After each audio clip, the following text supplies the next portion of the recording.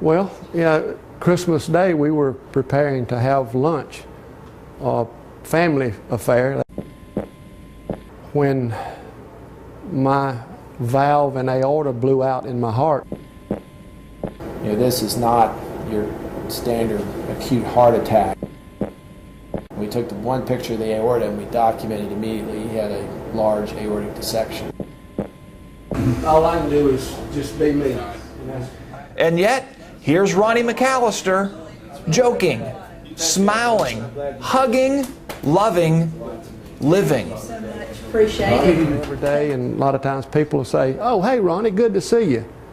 That phrase, "good to see you," you can't know how that rings now. That I'm so glad to be here that somebody can see me and I can see them.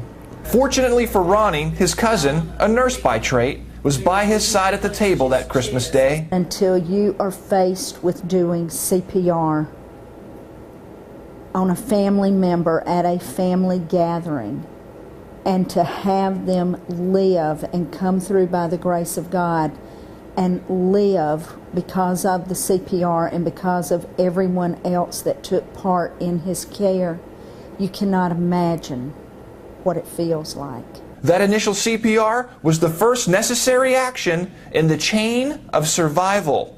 To have family members around me that were competent in CPR, and they kept me alive until the fire department got there first, and then EMS showed up very shortly after that. The fire department, EMS, everyone working together, and this is what is so beautiful about the chain of survival. It's not just one person or one entity. It requires everyone. It's a series.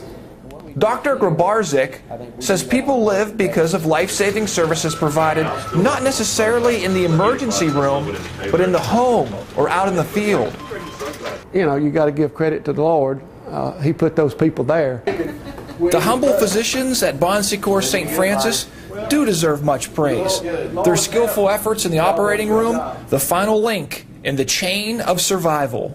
I said, "Well, Dr. Williams, I don't know how to be a miracle," but he said, "Well, just be yourself because you are a miracle."